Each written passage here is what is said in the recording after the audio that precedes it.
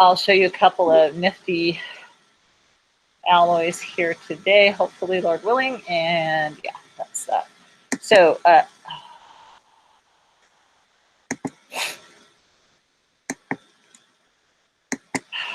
my gosh. Come on, there we go.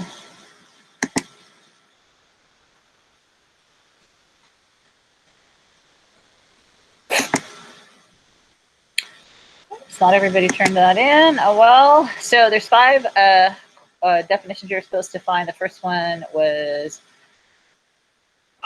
what is an alloy? So Jeff Burt was, so what's an alloy, huh?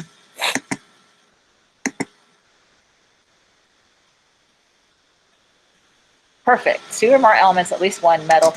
Usually there's more than 1 metal, but because of steel being iron with carbon, we have to phrase it that way. And then spring steel, a lot of people came up, it's the steel you use to make springs. So they, oh, yeah, but it has unique properties because of its composition, and it's able to remember its position as long as you don't stretch it too much. And we'll talk more about that. It tends to have some carbon in it on the higher side. Most spring steels do, but there's variations. And then annealing. What'd you get for annealing, Gwen?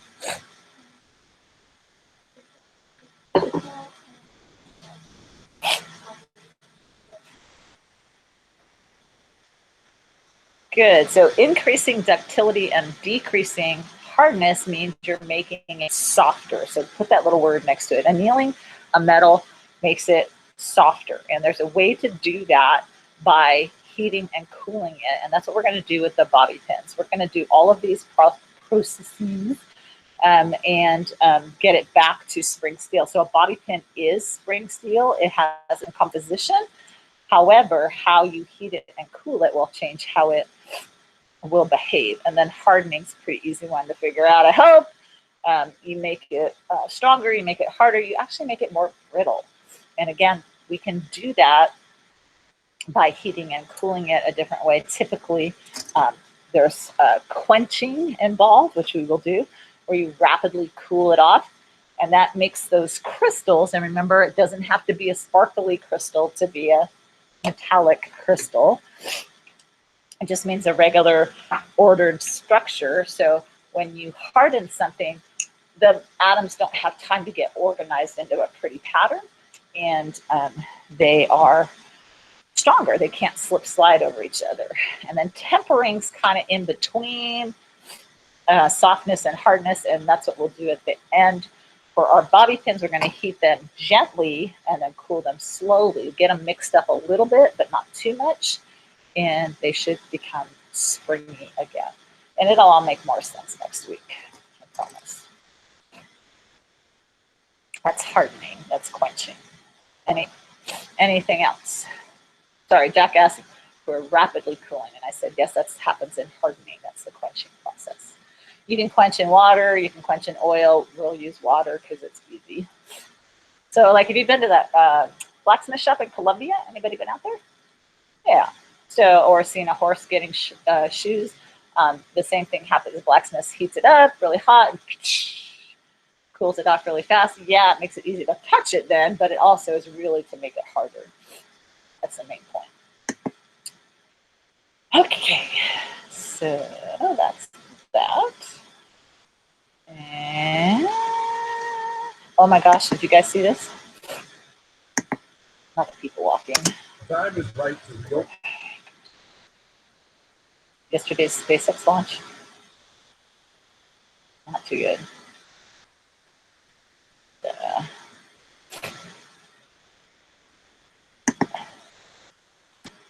Oh, that's not the picture of that. What the heck? Oh no, does that mean I have to watch another one?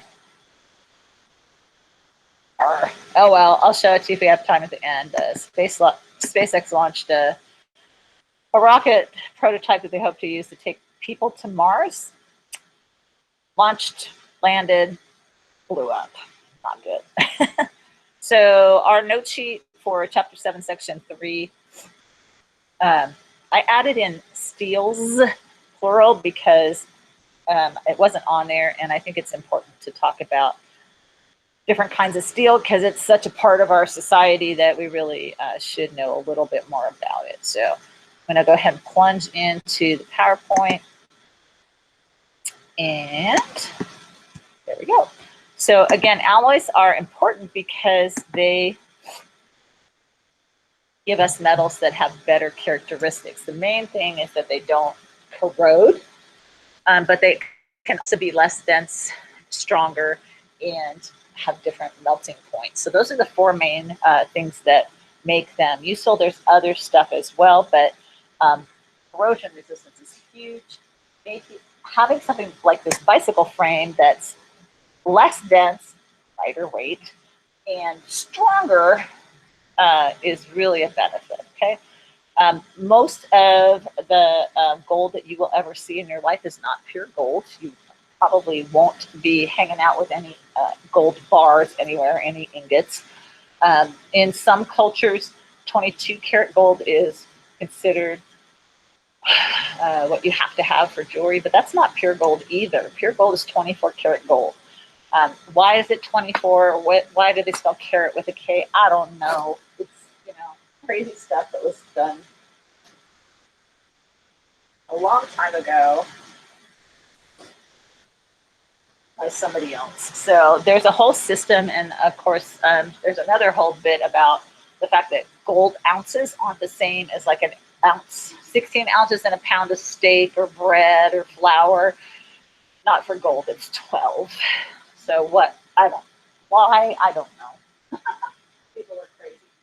It's pretty cheap right now. If you got to spare $1,700, you can go buy yourself an ounce of gold. That's pretty low.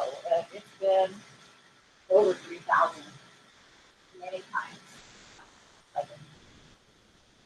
Gold is at $25 an ounce, which is also fairly low. I don't know why they're both so low right now, but it looks like the metals market is kind of not happy. So if you got some extra change, maybe you want to invest. I don't know.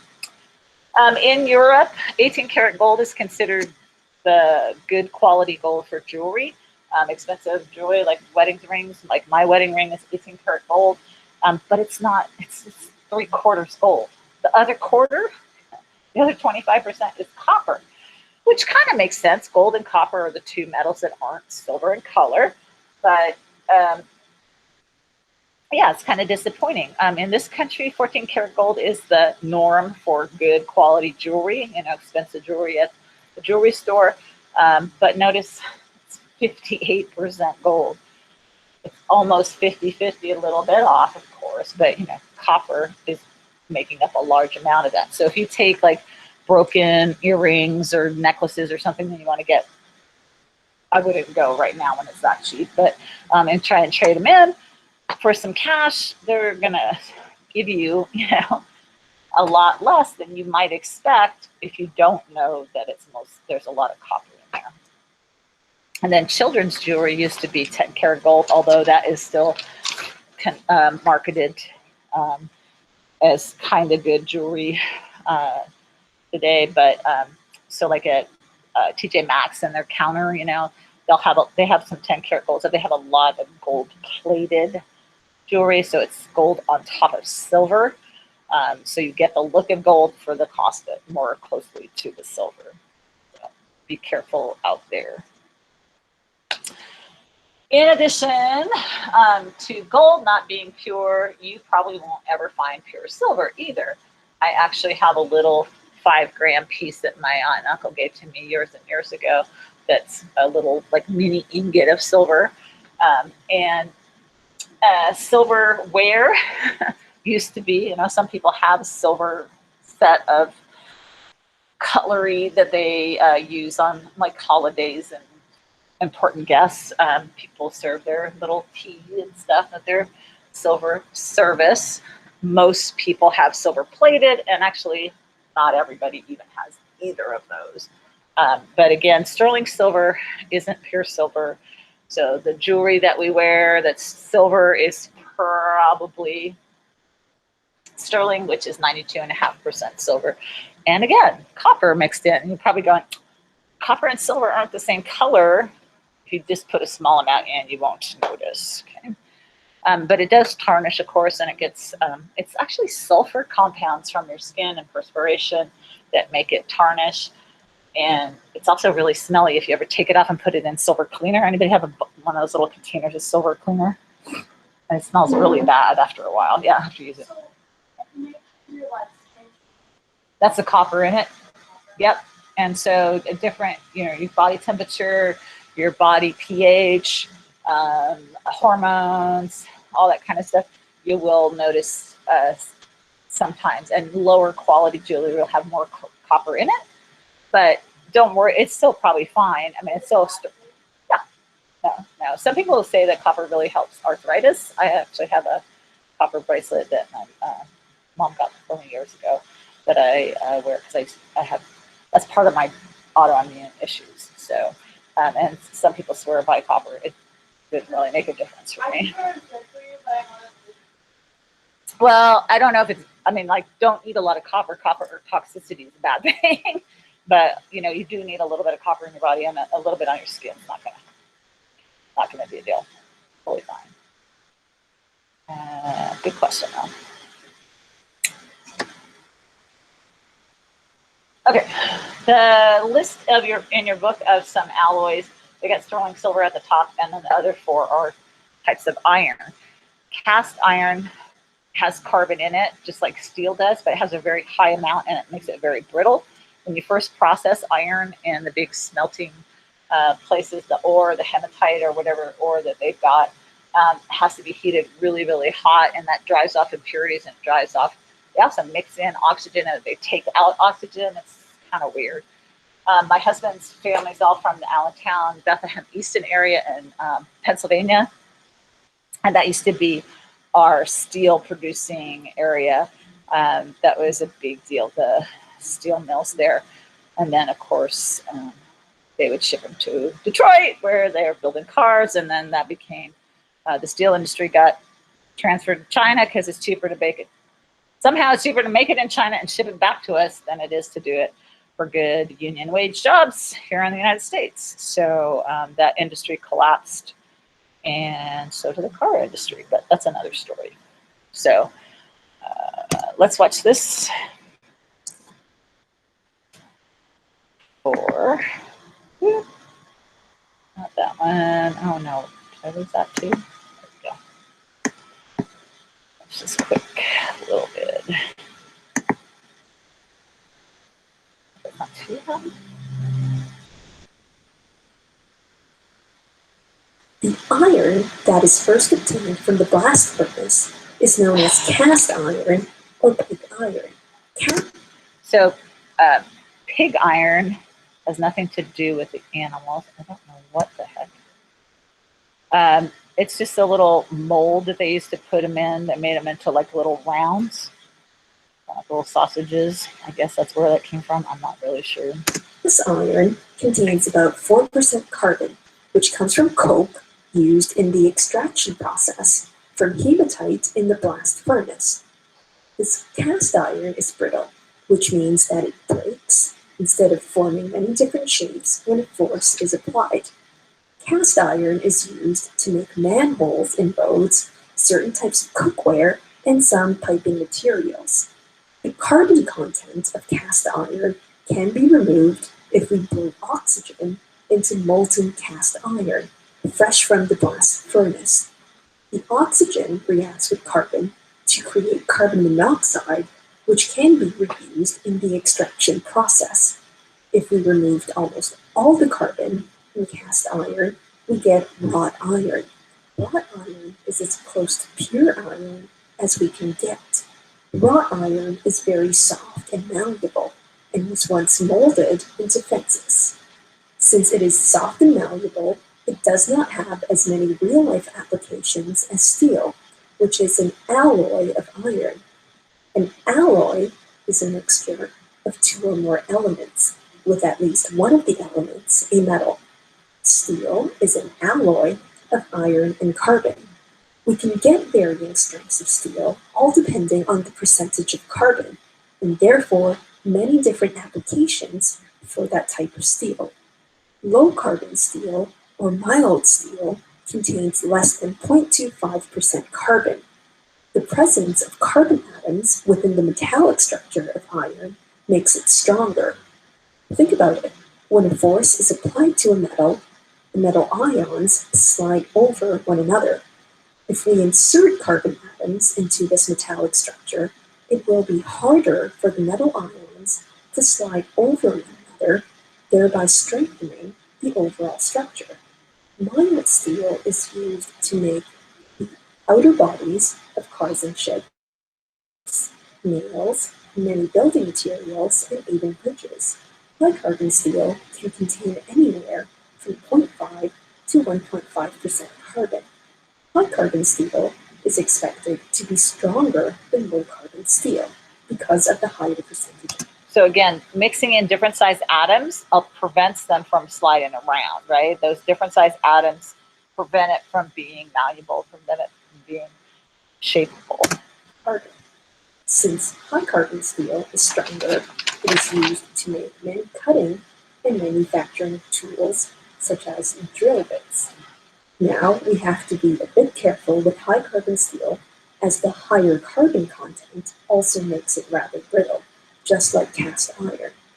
As useful as these alloys might be, low carbon and high carbon steel can rust when exposed to oxygen and moisture.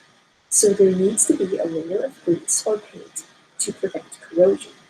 And honestly, yeah, painting them's fine. You can find painted nails. Those bags that I gave you at the beginning of the year have painted nails, but usually what they do is they dip them into zinc, and then it's called galvanized. So anytime you hear galvanized or galvanization or whatever, that means it's been coated with zinc. Zinc's in there. So just think the Z in galvanized, it's a Z for zinc. And yeah, you can buy nails that rust, but you can also buy nails that don't. So corrugated roofing is galvanized. Metal garbage cans are galvanized. They're treated with zinc so that they don't rust. Stainless steel, as implied in its name, does not rust. Stainless steel is an alloy of iron, chromium, nickel, and a small percentage of carbon. Stainless steel is very strong and hard. Therefore, it is used to make many cutlery, some types of cookware, and industrial equipment. An even stronger alloy is manganese steel, with a 15% composition of manganese. Because of its incredible strength, manganese steel is used to make railway tracks, equipment used to crush rocks, and cement mixture. An alloy of iron and titanium, and a small percentage of nickel, chromium, and carbon is titanium steel. An interesting property is that it is very resistant to high temperatures. Titanium steel is also lighter than other alloys of iron. And because of these properties, it has extensive applications in the aerospace industry. Titanium steel is used to make the outer bodies of airplanes and spacecraft. Another very interesting application is its use in the medical field. It is used to make many artificial joints and in hip replacement surgeries. So most commercial aircraft are actually aluminum copper alloy, not the titanium, but the blades in the jet engines are going to be, because they have to get really hot and high temperatures. Right, sorry. So picking up, so that's a little bit about steels, and most of the time you're going to encounter steel in your life. It's probably going to be, you know, maybe the legs on a desk you're in, or hardware of some sort, and that's usually what we call mild steel or low carbon steel. Bullet casings apparently can be there too. Not everybody has armor sitting around their house, but apparently that might be it. Most knives, if they're any decent quality, are not going to be low carbon steel. They're going to be high carbon steel. I'm not sure what it's on there. Gears and other couplings and things like that, axles, crankshafts, are going to be up to about 0.75% of carbon. And then the high carbon steels are the most important ones. They make bridge cables and springs. Not all springs have to be wrapped in helically like these are, but they have a kind of a memory a little bit if they're not stretched too much. And then, of course, nice, good cooking knives. The type of steel that you're probably most familiar with, honestly, or would recognize right away if you go home and look in your kitchen today, you've probably got pots and pans that are stainless steel. They might be Teflon coated on the inside, and maybe they're not stainless steel, but some people have the ones with the copper on the bottom that help to spread the heat a little bit better. Kitchen sinks, appliances, silverware is really stainless steel for most of us, and but other cooking utensils. That picture is a picture of medical instruments, and they would be surgical steel, which is a type of stainless steel, usually with some titanium or vanadium mixed in as well. And then, of course, a lot of you have your own water bottles. Some of them are aluminum, but a lot of them, the nicer ones, the heavier ones, of course, are the stainless steel. It's very non-reactive. It's good. It's easy to clean. It's shiny. You can have a brushed finish also. So the very first official, known, intentional alloying was with bronze. Bronze is tin. You need to know this: tin and copper. Okay, copper's in most every alloy, oddly enough, but it's tin and copper for bronze. And of course, the Bronze Age brought lots of weaponry, which is what we see lying around. But most people don't know the Liberty Bell is also bronze. Ben Franklin's potbelly stove, his Franklin stove, was made out of bronze. There's bronze medal in the Olympics, of course, and symbols are made of bronze. Typically, they have a nice ring to them. Brass is used a lot. I call it poor person's gold. It's shiny. It's really shiny, and it looks like gold, whether you have candlesticks, whether you have brass buttons on your uniform, whether the police and military have the gold-colored buttons on their dress uniforms. Brass is pretty hard for locks and things. It's copper and zinc, and we're going to make gold pennies. We're going to make brass pennies in the lab. Probably not. Maybe we might start talking about it by the end of the week, but for sure the week after next. Your pipes in your house that carry water are probably copper, but connected to them, the faucets and fixtures and plumbing fixtures in your house are probably brass. And of course, brass instruments, whether it's a sousaphone or a trumpet or a trombone or whatever, it's going to be brass. And then because they're corrosion resistant, they shine up pretty, they have a good ring to them. Also cheap jewelry, the gold jewelry, like that whole wall of stuff in Kohl's. That's not gold back there, that's brass, most likely. And then pewter is kind of poor person's silver.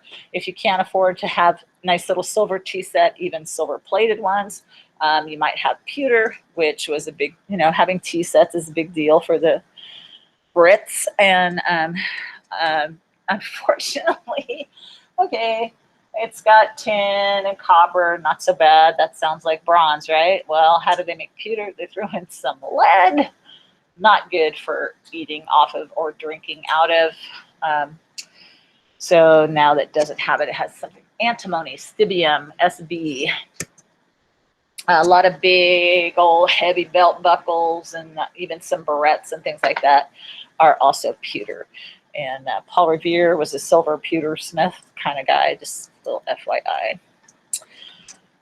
Alnico, what the heck is that? That's not an element. Well, no, it's actually three: aluminum, nickel, cobalt mixed with iron. Iron is what we call a ferrous metal. It will magnetize like nickel. And when we put these three together in the right proportions, we can make permanent magnets. And of course, magnets are fun and useful, but a lot of people don't realize that magnets don't hold their magnetism forever. Their polarity changes, especially in bar magnets and things like that that are just plain iron.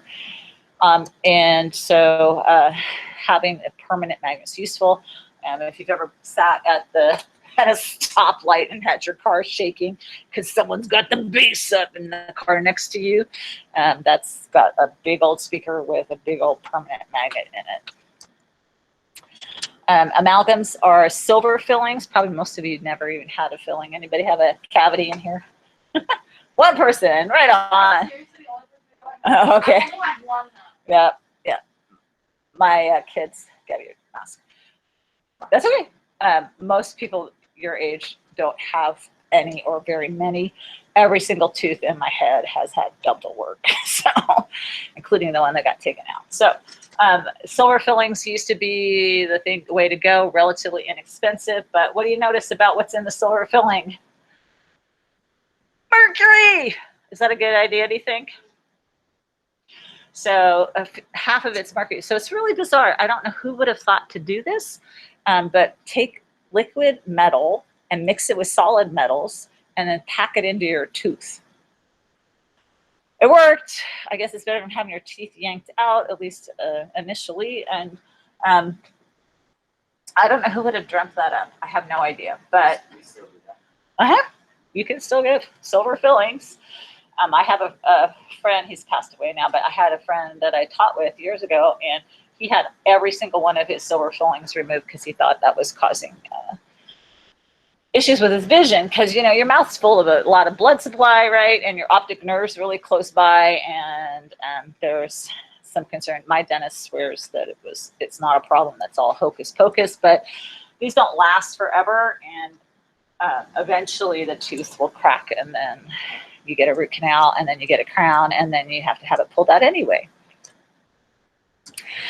It's okay. That's the way it goes. So if you had lots of antibiotics as a child, it ruins your enamel. And also, if you just have crummy genes for teeth, you have that too. That's the way it goes. Gold fillings and gold crowns are used still. The gold crowns wear out too. And so now they use porcelain a lot. So it's a ceramic, or they'll use a resin, and actually they set it up, they give it the coat, fill it up, and then they use it ultraviolet light. Did you have to wear like little goggles when you get your fillings done? Yeah, so that's a resin of some sort, and it'll last forever. So, all right, Duraluma is an old name, like a trademark name, like Kleenex. This is facial tissue. It's not Kleenex. That's a brand name. But aircraft, commercial aircraft, everybody flies around in an airship, right? At dirigible. I didn't realize that it's in these levels too.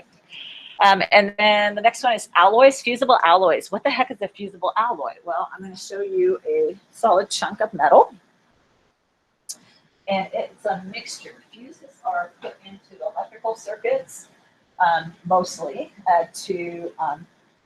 on purpose. So these mixtures of metals end up with a different melting point than the pure metals by themselves.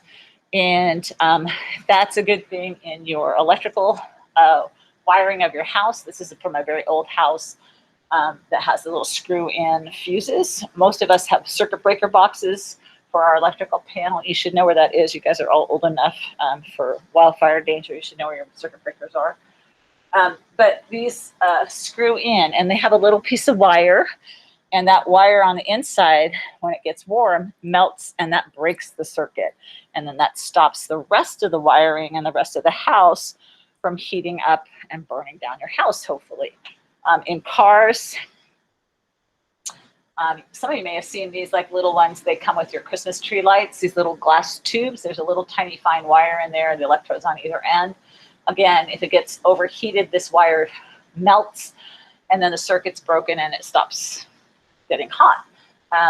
My old car, my Vega, my very first car long ago, far away, had this kind of fuses, but most new cars have these little flat ones. And again, you should know where your circuits are, your fuse boxes in your car. Take a peek. I didn't realize it. Mine has one inside, and it has one in the engine box. I didn't know I had two sets because did I tell you guys I had a rat making a nest in my car? Did I tell you guys about that? Oh my gosh. Yeah, chewing up my wires a couple weeks ago. Just nothing but fun. Okay, So the other thing that they're used for is like little plugs into the sprinklers and the ceiling. So if it gets really hot because of a fire, the heat, of course, rises because of convection. It'll melt that little plug and out comes the water. And then another really crazy thing is with pop-up timers. So again, one of these, well, usually 3 or more of these elements who have melting points, not boiling points. Remember, water boils at 100 degrees Celsius. They have melting points in the 200-300 Celsius range. You mix them together and they melt at a lower temperature. It's nuts. So this is a pop-up timer. So what it does, it doesn't have any really major working parts. It has spring steel, and it has a little bit of fusible alloy down here holding on to the little pop-up part down at the bottom and the tip. So this is in there, the metal solidifies, and then there's a spring. Once the turkey, the roast, whatever gets 160, 70, 880, whatever degrees Fahrenheit, that melts, and then boop, the little thing pops up and says it's hot enough inside to eat, cooked enough. What's crazy is this is onions fusible alloy, this little piece, and it has 3 different metals in it, and they all melt in the 200 to 300 degrees Celsius range. But I have a of almost boiling water. Put it in here.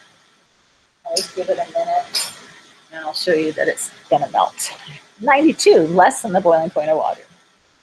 All right, last one. This is a really fun one. Memory metal. It's also known as nitinol from the fact that it was developed by the Naval Ordnance Laboratory, and it's made of nickel and titanium. And they were trying to come up with an alloy that wouldn't rust. Think about it. Put some iron in salt water all day long. What's that going to do for it? It's not very good. So they usually put zinc anodes on the outside of the ships, and they have to paint them constantly, of course. But wouldn't it be nice if they didn't have to do that? Well, they found this weird thing. This metal remembers its shape. So you heat it up to a certain temperature. This is the Institute of Chemical Education, puts these out.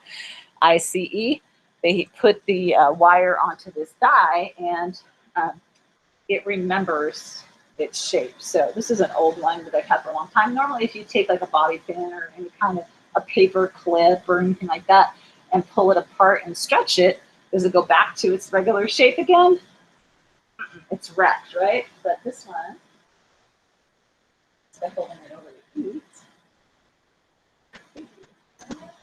I know, right? It goes back to its original shape. So this is a newer one. It's also a finer wire. So again, I pull it and you think, oh, you ruined your toys.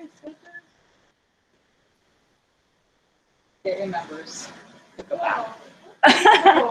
Yeah, very cool. And so there's a whole explanation about what's going on in the metallic crystal, the martensite versus austenite. It's all complicated. But the cool thing is we can use those for things like eyeglass frames. We can use them for bone staples. So if you have something that can't really be splinted, you put in this thing, and as it warms up, it goes back to a compressed shape. They can also use these, pass them into your arteries, and expand a stent to hold open your blood supply so you don't die. It's always nice. And then if you've had braces, you've probably had memory metal. Ouch. You probably had memory metal in your mouth, because that's what they do with braces. So they put in the wire and you get home and it warms up in your mouth and it hurts. So here is, I don't know if you guys can see it running around there. Probably can't. I probably shouldn't hold hot water over my computer. What do you think? I don't know how well you can see that. You probably can't. Anyhow, it melted. Okay, the little chunk of metal melted in there because it was more than 92 degrees. So, alloys, they're all over the place. Take a peek around your house tonight, and hopefully, did you guys get to see this at home? I want to make sure. Were you able to see my memory metal? The rest of you can go ahead and sign out. Those of you there in the room. Could you guys see this? Please answer me.